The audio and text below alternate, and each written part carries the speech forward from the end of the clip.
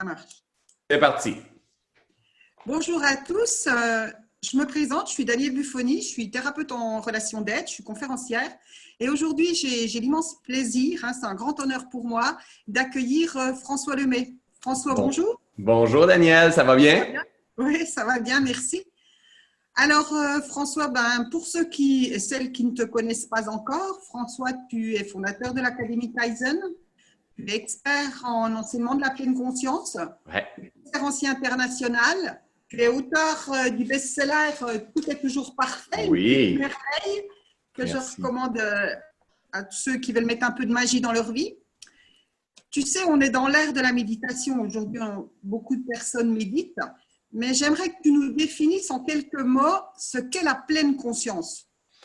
En quelques mots, aïe, aïe, aïe, OK, génial. La pleine conscience, c'est littéralement un art de vivre. Pour moi, la pleine conscience, c'est les enseignements qu'on aurait dû recevoir dès notre arrivée dans ce monde-là ici. Comment fonctionne la machine humaine? De quoi est constituée la machine humaine? Son esprit, son âme, son corps, son pouvoir de manifestation, de création, ses mémoires, ses schémas. On doit comprendre comment fonctionne notre machine et l'interaction avec les autres et le monde dans lequel on vit. C'est les grandes vérités, c'est les grandes règles qu'on aurait besoin de comprendre pour être capable de tirer le maximum de notre potentiel dans ce grand jeu de la vie. Donc, c'est ça la pleine conscience. C'est un art et tout comme la mathématique, le français, l'anglais, ça devrait s'apprendre à l'école au fil des ans parce qu'il y a beaucoup de profondeur à travers la pleine conscience. Ce n'est pas seulement une méditation pleine conscience parce que les gens souvent vont mélanger entre les enseignements de la pleine conscience et la méditation pleine conscience. La méditation pleine conscience, ça fait partie des enseignements pleine conscience. C'est arriver à méditer, à poser notre attention sur nos sens et ce qu'on fait comme expérience présentement. Donc, la pleine conscience, c'est un art de vivre en quelques mots. L'art d'accueillir ce qui est. Et voilà, l'art d'observer et d'accueillir ce qui est. Voilà. François, tu n'as pas toujours été dans le développement personnel, tu es parti du tondeur de pelouse. Ouais. Peux-tu nous dire à quel moment tu as eu ce déclic qui a fait que tu as fait une transformation, que tu as voulu faire une reconversion professionnelle? Oui, en fait, comme tu l'as bien dit, j'ai été paysagiste pendant plus de 10 ans de temps avec plusieurs employés, une vingtaine d'employés qui travaillaient avec moi. Et un jour, ça a été un déclic, un switch. Pour moi, j'ai eu le privilège exceptionnel de faire un burn-out. Donc, de me perdre, de ne pas comprendre ce qui se passe avec moi, d'avoir envie de pleurer constamment, de me sentir seul, sans ressources, que personne ne pouvait comprendre ce qui se passait. Puis, à ce moment-là, j'avais aucune compréhension de ce qui se passait avec moi. Donc, je me disais, comment veux-tu que les autres puissent m'aider? Et le jour où j'ai eu le diagnostic et j'ai su que je faisais une dépression, un burn-out, en fait, pour moi, ça a été une claque sur le bord de la tête. Et c'est là que j'ai commencé à m'intéresser au développement personnel. Mais pour être honnête, à ce moment-là de ma vie, je m'intéressais au développement personnel pour avoir du succès. Parce que le burn-out dans ma vie m'a emmené des problèmes financiers. M'a emmené à… Quand on est en burn-out, on dirait que tout s'écroule autour de nous. On perd la qualité de l'environnement, de tout ce qui fonctionnait, qui se met à ne plus fonctionner. Et moi, en fait, ce que je voulais, c'est que mon environnement, que tout se mette à fonctionner comme avant, puis retomber dans le succès et l'abondance. Et mais la réalité, c'est que c'était parfait que ça se passe comme ça parce que je devais tourner mon regard vers l'intérieur et commencer à me reconstruire différemment, mourir dans l'ancienne version de François et me réinventer avec la pleine conscience, en fait. Donc, cet éveil-là, le début de l'éveil, parce que ce qu'on doit comprendre, c'est que l'éveil se poursuit encore et encore et encore et jusqu'à la fin de ma vie. C'est fait au moment où j'avais 28 ans, j'en ai 42 maintenant, au moment où est-ce que j'ai fait un burn-out. D'accord. Tu sais, quand on commence une entreprise, quand on devient entrepreneur, on fait tous des erreurs. Ouais. Et toi, quelle est l'erreur que tu referais assurément? Aïe, aïe, aïe, je les ferais tout. Oui, parce qu'en fait, j'aime tellement ma vie aujourd'hui, j'aime tellement ce que j'ai créé, la simplicité, les gens qui m'entourent, la raison d'être, que si je ne ferais pas les mêmes erreurs, je ne serais pas exactement à la même place. Donc, je referais les mêmes erreurs, mais exemple, une particulièrement que je voudrais refaire, c'est… je pense qu'elle va te parler, celle-là. C'est de me lancer dans ma première conférence One Man Show qui a été le jeu de la vie. de réserver une salle et de me lancer, même si j'avais peur de parler en public. Je suivais ce qui était là. Ça a été extrêmement souffrant parce que je me suis, comme on dit ici au Québec, je ne sais pas si ça dit en Europe, mais je me suis planté sur la scène et j'ai pleuré sur la scène. Ça a été très difficile, mais aujourd'hui, ça fait partie de mon histoire. Ça fait partie. Si j'avais pas fait ça, je serais pas en train de faire ce que je fais avec toi aujourd'hui, en fait, hein, en vidéo, là. Donc, ma première conférence, faire un acte de foi sur ce qui vibre à l'intérieur de moi. Et tu as, comme je te l'ai dit dernièrement, tu as bien fait de te planter parce qu'à chaque fois que tu nous fais revivre cette expérience-là, moi, ça me fait énormément rigoler. Et franchement, honnêtement, c'est quand je t'ai entendu raconter cette histoire, hein, cette expérience, que ça m'a donné, je dirais, l'impulsion de me lancer parce que je me suis dit, mais c'est pas possible, vas-y, tu peux pas faire pire que lui. Et c'est grâce à toi, c'est grâce à cet échec-là que moi, j'ai eu l'audace d'y aller en me disant, regarde, c'est sa première conférence, regarde où il en est aujourd'hui, tu peux pas faire pire que lui, c'est pas possible. Exactement. Puis tu sais, Daniel, ce que tu es en train de mentionner, tu es en train d'expliquer une grande vérité, on appelle ça la loi de la résonance. Tu es en train de démontrer que notre vie est un message au monde entier. Donc, parce que j'ai vécu, si je me ramène dans le petit François au moment qu'il a fait sa première conférence, jamais qu'il aurait pensé un jour, quand je me suis planté, j'ai pleuré, je me suis senti tellement rejeté, trahi, jugé. C'était difficile, là. Hein, ce que tu connais toute l'histoire, toi. Jamais j'aurais cru qu'un jour, ce que j'étais en train de vivre dans mon instant présent aurait eu un impact sur des milliers, centaines de milliers de personnes dans le monde. Parce que cette histoire-là, toi, elle a eu un impact sur toi, mais elle a eu un impact sur plein d'autres mondes.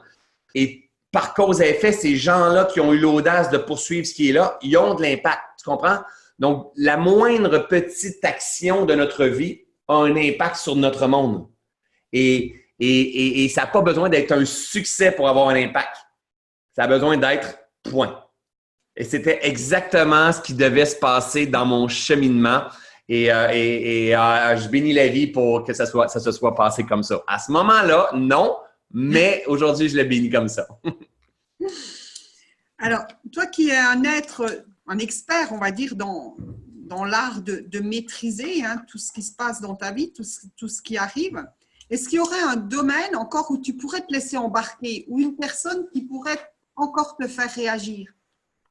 En fait, je me spécialise en enseignement de pleine conscience. Je maîtrise assez bien les enseignements de pleine conscience, mais en même temps, on peut pas prétendre qu'on maîtrise la vie. Écoute, ça serait avoir un ego spirituel et avoir la conscience endormie. Je maîtrise la vie. Non, je me maîtrise dans la vie. Hein? Je me maîtrise dans le jeu. C'est totalement deux choses différentes. Je maîtrise pas le jeu. Je me maîtrise dans le jeu. Grosse nuance qui fait toute la différence. Ça en prend beaucoup pour me faire réagir maintenant. Et même si mes enfants étaient là, ma femme était là, tout le monde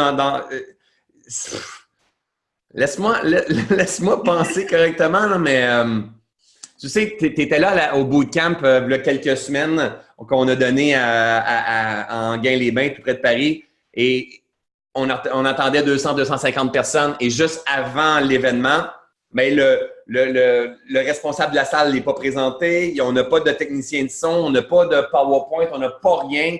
Et dans 5 minutes, on ouvre les portes. Tu comprends? J'aurais pu réagir, mais non, parce que je me maîtrise dans le jeu. Je ne veux pas maîtriser le jeu, je ne veux pas contrôler le jeu, je me maîtrise dans le jeu. Donc, l'ancien François, c'est sûr que ça l'aurait fait réagir. Mais non, reviens ici. Ça en prend beaucoup, beaucoup. Je peux pas te dire de façon… maintenant, qu'est-ce qui me fait vraiment réagir? Il n'y a pas vraiment rien qui me vient à l'esprit. Par contre, est-ce que ça se peut que si on tabasse mes enfants ou que… Ça se peut-tu que ça se peut très bien que je vais réagir, mais on franchira le pont rendu là. Mais dans mon quotidien, si quelqu'un me vole, si quelqu'un me critique, me juge, me rejette, c'est plus des choses qui vont me déranger maintenant. On en vient justement à la question suivante que je voulais te poser, c'est dans tes enseignements, on apprend à se libérer et notamment par le pardon. Est-ce que tu penses qu'il pourrait y avoir un acte, une offense pour lequel tu aurais un peu plus de mal à pardonner? Et je pense que tu l'as dit avant. Je pense que tu as dit avant. Ben, mais en fait, ça ne veut pas dire, en fait, je pense que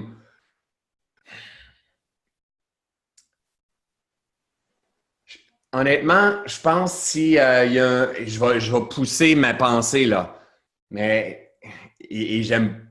Je te dis qu'est-ce qui vient. Je pense que si ma petite fille sort de la cour et il y a un petit jeune qui part, qui court, qui passe en auto puis il frappe ma petite fille meurt, je suis persuadé. Et là, je vais au maximum et je veux pas que quelque chose comme ça se passe, mais je suis persuadé que je vais arriver à pardonner. J'en suis persuadé. Bravo. J'en suis persuadé parce que c'est la seule façon de vivre en paix. Il y a des choses qu'on n'arrivera pas à contrôler. On n'arrivera pas à contrôler le monde extérieur. Mais je suis assez intelligent et conscient pour venir apprendre à me maîtriser. Il y a des choses que je ne peux pas changer. Ce qui est dans le passé, je ne peux pas changer ce qui est dans le passé. J'ai seulement un pouvoir sur ce que je vis en ce moment pour impacter la création de mon futur. Donc, avec la compréhension que j'ai aujourd'hui, la sagesse que j'ai appris à développer, l'expérience que, ça prendrait quelque chose d'énorme. Moi, je peux travailler avec des gens qui ont été abusés, mais je peux travailler avec l'abuseur. Je peux travailler avec un meurtrier. J'en ai pas de problème, là. Peu importe qu'est-ce que les gens ont fait. C'est des êtres humains, puis à l'intérieur d'eux coule une lumière, une divinité. Maintenant, moi, pour pouvoir jouer de cette façon-là, il faut que je sois branché à ma source. Parce que si je suis pas branché à ma source et je suis incarné dans mon... Hein, tu le connais bien, toi, Daniel, ici. Coucou! Mon virus, hein, le petit humain, oublie ça. J'en veux à tout le monde. Je suis pas capable de pardonner. Dernièrement, on est allé voir Neil Donald Walsh, l'auteur du livre Conversation avec Dieu. Et c'est intéressant, puisque c'est Neil Donald, c'est un canal, en fait, on est tous canal, hein, mais communication avec Dieu, en fait, c'est qu'il prend l'énergie puis il laisse aller tout ça. Et ce qu'il expliquait, c'est qu'en fait, on n'a pas besoin de pardonner, on a besoin de comprendre. Et c'est tellement vrai. C'est tellement vrai. On a besoin de comprendre la vie, comprendre les grandes vérités universelles, comprendre ce que l'on peut avoir un impact dessus, comprendre qu'il y a des choses qu'on n'a pas pu avoir d'impact dessus et comprendre il est où notre pouvoir.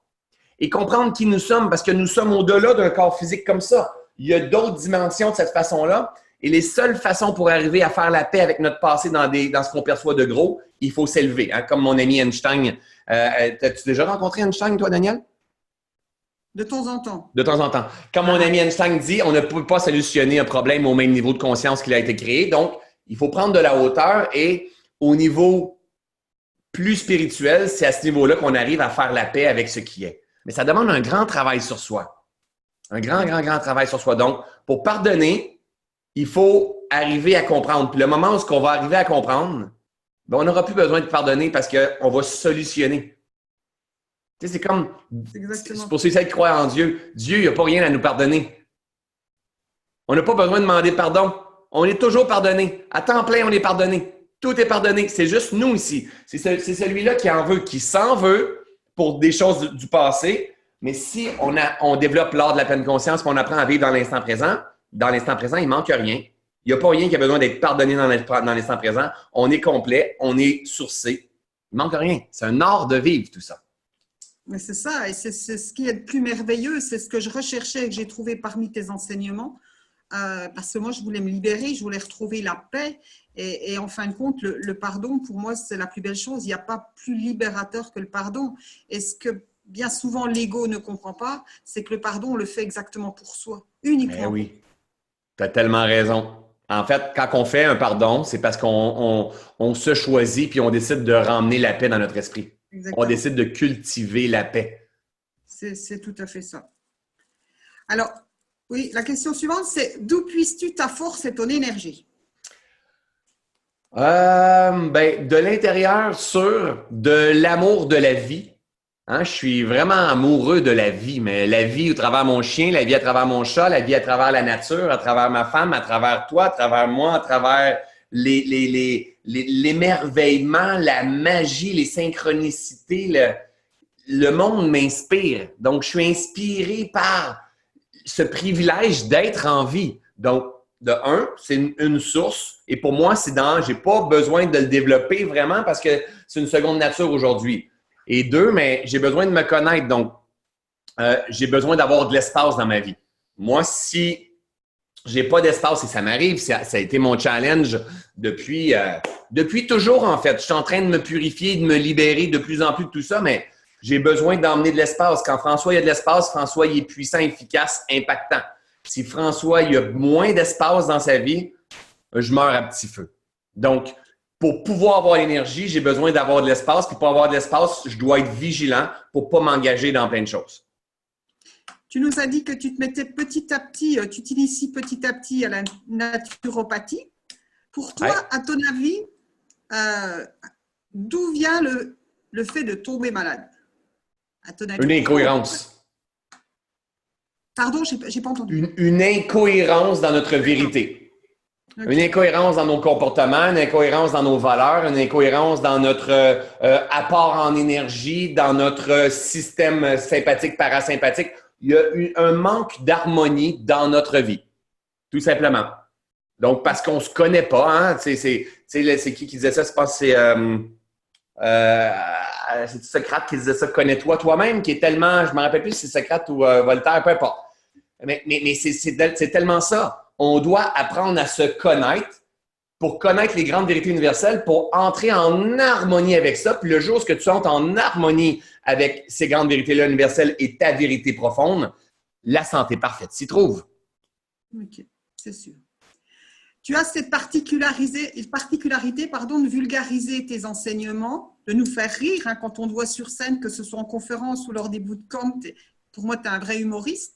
Est-ce que tu as toujours été un clown quand tu étais petit? Non, parce que j'étais timide. J'étais timide avec… je prenais pas ma place, j'avais pas beaucoup d'estime de moi à ce moment-là, manque d'amour de moi, agité, anxieux. Donc, j'étais quand même, avec des amis proches, je pouvais être clown, oui. J'ai toujours eu un sens de l'humour, mais je pense que c'est le monde des conférences qui m'a emmené tout doucement à développer une meilleure confiance, une meilleure conviction. Plus j'ai appris à me calmer, plus j'ai appris à me connecter, plus je suis allé chercher une paix. Cette paix-là m'a emmené à une meilleure solidité, en fait. Et plus je me suis incarné dans ma vérité, plus que c'est dans mon essence. Hein? Moi, l'émerveillement, la joie, l'humour, être con, hein, tu le sais à quel point je suis capable d'être con, ça fait partie de moi. Et tu sais, c'est comme, est-ce que j'ai eu besoin de le travailler, de le développer? Non, j'ai eu besoin de le reconnaître. Parce qu'avant, si on retourne… Tu sais, moi, ça fait peut-être 5 ans que je prends une bonne place de choix dans le développement personnel. Mais si on retourne avant ce 5 ans-là, il y avait peu de modèles de gens qui étaient cons et en conscience. Tu sais, c'était comme…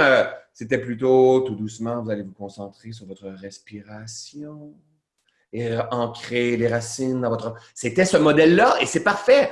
On est 8 milliards de personnes sur la planète. On a besoin d'avoir ce modèle-là. On a besoin d'avoir des modèles qui sont plutôt du côté de la médecine, plutôt du côté, je ne sais pas moi, et plus ésotérique avec les chakras ou quoi que ce soit, plus énergétique. Et on a besoin d'avoir des modèles qui vulgarisent, comme je suis un modèle qui vulgarise avec beaucoup de l'énergie de joie. Chacun son modèle. Donc, pour moi, aujourd'hui, c'est le divin s'incarne à travers différents modèles pour passer un message qui est d'éveil pour emmener ce nouveau monde-là.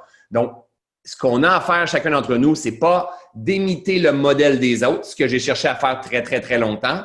Pas imiter le modèle des autres, mais tout simplement se rappeler qui nous sommes vraiment et incarner, proclamer notre rareté. Et ça, pour moi, ça a été le début de mon histoire de succès. OK. Ces 2 dernières années ont été riches en événements pour toi. Quel est le moment le plus marquant de ces 2 dernières années qui t'a permis de grandir encore plus? Aïe, aïe, aïe, aïe, aïe, j'en ai tellement. Ça donne rien que je cherche, je te dis ce qui émerge, le décès de mon père. Ouais. Ça a été merveilleux. Ça a été merveilleux. Ça a été beau. J'ai participé à la fin de vie, au dernier souffle de mon père. J'ai eu le temps d'échanger avant. Avec la connaissance, la compréhension que j'ai aujourd'hui, j'ai vécu l'expérience du changement de fréquence de mon père, entouré de mes frères et sœurs et ma mère, qui n'ont pas la même compréhension, connaissance. Et là, j'ai vu le clash énorme de si on éveille notre conscience, à quel point que la perception du monde et de la vie est totalement différente et que si on est en résistance dans nos souffrances et on ne se libère pas, à quel point qu'on souffre, mais tellement, tellement, tellement, parce qu'on voudrait contrôler le monde extérieur. Rappelle, on n'a pas à contrôler à l'extérieur, on a à apprendre à se maîtriser dans le jeu. Ça a été tellement beau. Aujourd'hui, je suis beaucoup plus proche de mon père que je l'étais avant. Mais vraiment, je ne suis pas triste que mon père soit parti. Je ne suis pas en peine que mon père soit parti. Je garde des beaux souvenirs. Je regarde juste ici. J'ai une photo de mon père qui est juste là. Hein. Regardez comme il y a un beau sourire, mon père. Mais je ne suis pas « Papa, tu me manques tellement. » Non, papa, il est là. Papa, il est juste sous une autre fréquence. Et j'ai eu besoin d'apprendre à… C'est comme, tu sais, Daniel, c'est venu amplifier ma foi fois 1000. Et ma conviction par rapport à plus grand, à Dieu, par rapport à ça a été comme all-in. Tu mises tout sur tes convictions à partir de maintenant et il y a eu tellement de magie qui s'est présentée dans ma vie. Par contre, j'ai fait face à des jugements parce que ma façon d'accueillir, d'intégrer tout ça, ça a fait réagir d'autres mondes. And it's okay. Donc, le décès, ça a été un des événements marquants qui va se retrouver assurément dans mon livre parce que suite à ça, j'ai eu des tonnes de synchronicité, de la magie de la vie. Tu dis, c'est impossible que ça peut se présenter et je vais partager ça, c'est sûr. Donc, encore une fois, regarde, on a parlé de mon événement conférence et là, je te parle de mon père qui pourrait paraître des contractions, des moments négatifs et pourtant, je te dis, c'est parmi les événements les plus marquants et positifs de ma vie. C'est particulier, hein? C'est toute une question de perception, la vie. Tout le temps. OK. Et donc, une dernière question. Quels sont tes objectifs pour 2020? Justement, penses-tu écrire un livre? Comme tu nous dis que tout change, tu as déjà des idées pour 2020? Oh, mais j'en ai plein d'idées. J'en ai plein d'idées. J'ai plein de livres qui émergent à ma tête et tout ça. Là, au moment où je suis en train de te parler, je suis en train de créer de l'espace. Beaucoup d'espace. Ça fait depuis 5 ans, j'ai jamais eu cet espace-là de cette façon-là comme on est en train de créer. Donc, ça me stimule énormément. Et on est en train d'ajuster plein de choses parce que c'est une entreprise que j'ai derrière tout ça aussi. Hein? On sert beaucoup de clients et je vois la direction dans laquelle je m'en vais où est-ce que je suis convaincu que le message que je suis en train de partager, il va avoir une expansion encore plus grande parce que c'est ce que je ressens. Puis il y a plein de joueurs qui sont là pour donner la main. Maintenant, je veux organiser tout mon écosystème, mon architecture pour être capable de gérer plus loin hein, en avançant dans la prochaine année et en ayant de l'espace encore et encore et encore et en m'amusant. Donc, oui, je veux écrire des livres, je veux faire une tournée de conférences encore un petit peu partout dans le monde parce que c'est ça que j'aime le plus faire. J'aime éveiller. Moi, je suis un éveilleur de masse. J'aime éveiller les consciences et même de gens qui sont en résistance autant que des gens qui sont avancés dans leur parcours. C'est ce qui m'allume, en fait. Ça donne autant dans une vidéo comme ça, c'est ma raison d'être. Donc, j'ai des beaux projets, mais dans 5 ans, je suis où, je ne sais pas. Dans 3 ans, je suis où, je ne sais pas. Dans 2 ans, je suis où, je ne sais pas. Et au même moment, l'année prochaine, je suis où, je ne sais pas. Est-ce que je veux le savoir? Non! Je veux juste avoir cette sensation de me réaliser encore et encore.